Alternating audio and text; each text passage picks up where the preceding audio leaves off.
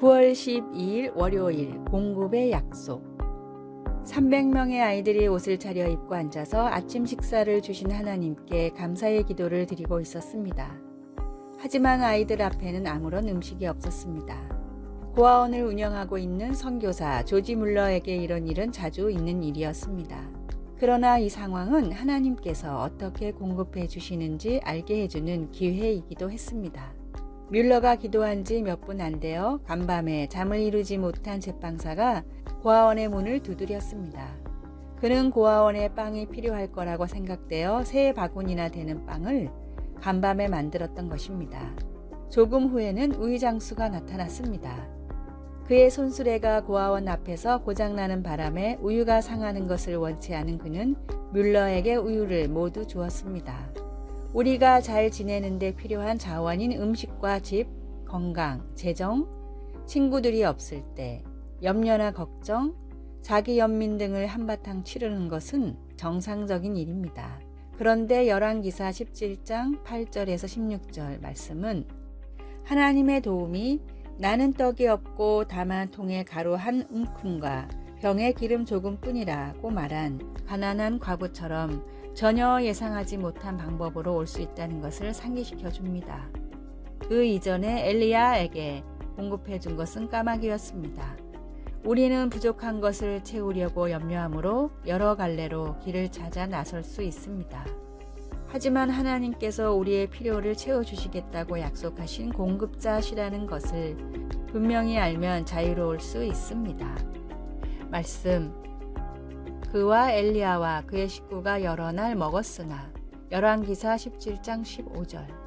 찬송 15장. 하나님의 크신 사랑.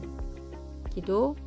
저의 모든 필요를 공급하시는 하나님을 분명히 볼 수 있게 해 주소서. 하나님을 먼저 찾지 않고 헛되이 제 방법을 먼저 찾았던 날들을 용서해 주소서. 예수님의 이름으로 기도드립니다. 아멘.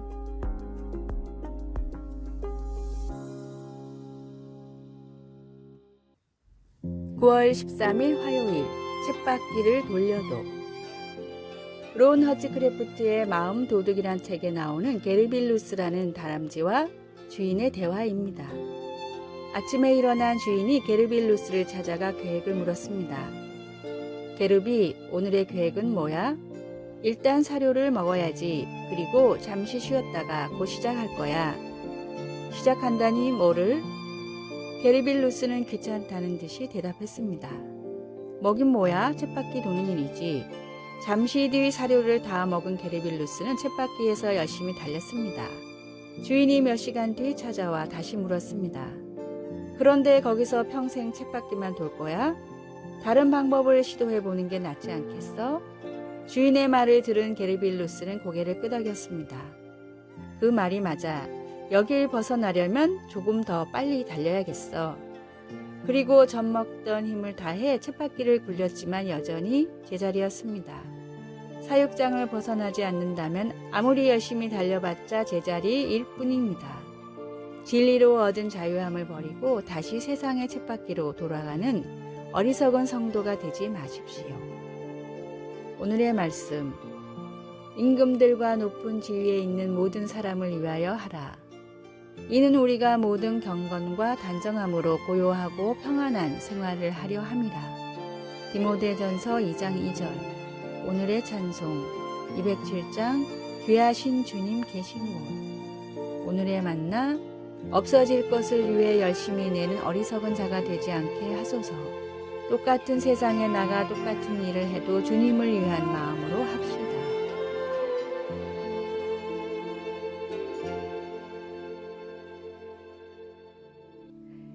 9월 14일 수요일 황량한 곳에도 아름다움이. 우리는 종종 길을 걷다 바위 틈에 피어난 꽃을 발견할 때가 있습니다. 그것은 넓고 아름다운 들판에서 자라나는 꽃들만큼 키가 크지는 않아도 아름답기는 마찬가지여서 보면 기분이 좋아집니다. 이렇게 거칠기만 한 곳에서 우연하게 좋은 것을 만나고 보면 예수님을 믿는 사람들에게도 삶이 얼마나 생기가 없고 황량하게 보일 수 있는지 생각하게 됩니다. 어려움은 극복할 수 없을 것 같고 시편 기자 다윗의 외침처럼 우리의 기도도 때로는 소용없는 것처럼 보이기도 합니다. 여호와여, 나는 가난하고 궁핍하오니 주의 귀를 기울여 내게 응답하소서.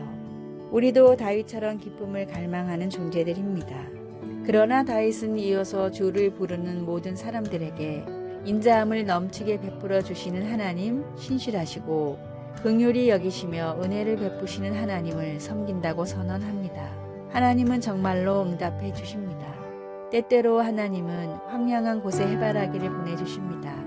그것은 친구로부터의 격려의 말이나 글, 위로의 문장이나 성경 구절 혹은 아름다운 해돋이처럼 우리에게 희망을 가지고 더 가벼운 발걸음으로 앞으로 나가게 해주는 것들입니다. 우리를 어려움에서 건져주시는 하나님을 경험할 그날을 기다릴 때에도 시편 기자처럼 주는 위대하사 기이한 일들을 행하시오니 주만이 하나님이시니이다 라고 선언하는 우리가 될 수 있기를 소원합니다. 말씀, 주는 선하사 사죄하기를 즐거워하시며 주께 부르짖는 자에게 인자함이 후하심이니이다. 시편 86편 5절. 찬송 327장 주님 주실 화평. 기도, 사랑의 하나님, 긍휼히 여기시고 은혜를 베풀어 주시니 감사합니다. 신실하신 하나님이 과거의 나의 기도를 어떻게 응답하셨고 또 미래에 어떻게 응답하실지 기억하게 하소서. 예수님의 이름으로 기도드립니다. 아멘.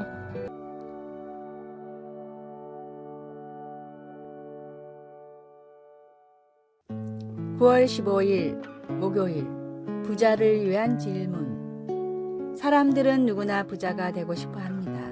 그러나 얼마나 가져야 부자라고 할 수 있을까요? 사람마다 기준은 모두 다를 것입니다.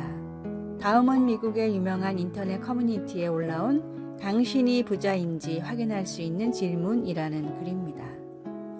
첫째, 친구의 성공에 진심으로 축하할 수 있다면 부자이다.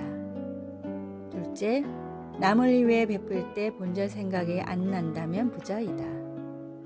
셋째, 자녀들의 존재만으로 기뻐할 수 있다면 부자이다. 넷째, 모든 식사에 앞서 진심으로 감사 기도를 드린다면 부자이다. 다섯째, 일상에서 접하는 자연의 아름다움이 느껴진다면 부자이다. 여섯째, 부족한 것에 대한 갈망이 아니라 있는 것에 대해 감사하고 있다면 부자이다. 일곱 번째, 남을 비난하는 횟수보다 더 많이 축복한다면 부자이다. 여덟 번째, 과거를 그리워하지 않고 미래를 기대하고 있다면 부자이다. 아홉 번째, 아무리 바빠도 하나님을 잊지 않고 있다면 부자이다. 열 번째, 죽음이 두렵지 않다면 부자이다. 진정한 부자는 마음의 구원의 확신을 품고 하나님이 주신 것에 만족하며 사는 사람입니다. 우리 삶에 베풀어 주신 하나님의 충만한 은혜에 감사하십시오. 오늘의 말씀. 내가 비천에 처할 줄도 알고 풍부에 처할 줄도 알아. 모든 일에 배부르며 배고픔과 풍부와 궁핍에도 일체의 비결을 배웠노라. 빌립보서 4장 2절. 오늘의 찬송 301장 지금까지 지내온 것. 오늘의 만나. 주님께서 인정하는 진정한 부자가 되는 삶을 살게 하소서. 10가지 목록 중에 내게 필요한 부분이 무엇인지 살피고 개선합시다.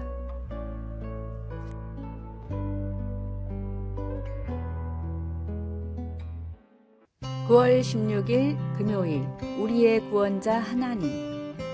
넓은 바다에서 한 구조대원이 철인 3종 경기 중 당황하여 난관에 빠진 수영 선수들을 돕기 위해 카약을 타고 나섰습니다.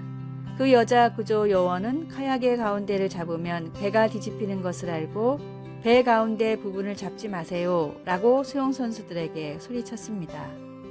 그 대신 그녀는 힘이 빠진 수영 선수들을 카약의 앞머리 쪽으로 가라고 했습니다. 거기서 고리를 잡으면 이 카약 안전 요원이 그들을 구조해 주었습니다. 삶이 그리고 사람들이 우리를 끌어내리려 하는 위험 앞에서 예수님을 믿는 우리에게는 구원자가 계심을 압니다. 주 여호와께서 이같이 말씀하셨느니라. 나 곧 내가 내 양을 찾고 그 흩어진 모든 곳에서 그것들을 건져낼지라. 에스겔 34장 11절에서 12절. 이것은 이스라엘 백성이 유배 중에 에스겔 선지자가 준 확신이었습니다. 이스라엘 지도자들은 백성들을 무시하고 착취하고 삶을 약탈하며 자기만 먹이고 하나님의 양떼를 먹이지 아니하였습니다.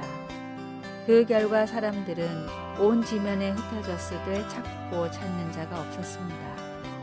그러나 주님은 내가 내 양을 건져내겠다고 선언하셨습니다. 그리고 그분의 약속은 지금도 유효합니다. 우리는 무엇을 해야 할까요? 전능하신 하나님과 그분의 약속을 견고히 붙잡으십시오. 하나님은 나 곧 내가 내 양을 찾고 찾으리라고 말씀하십니다. 그것은 단단히 붙잡을 가치가 있는 구원의 약속입니다. 말씀, 내가 그 흩어진 모든 곳에서 그것들을 건져낼지라. 에스겔 34장 12절. 찬송 400장 험한 시험 물 속에서.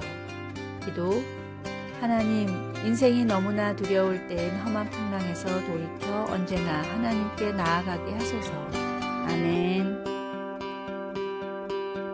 아래의 빨간색 글자 구독을 누르시어 더 많은 전도의 열매를 맺으시기를 기도합니다.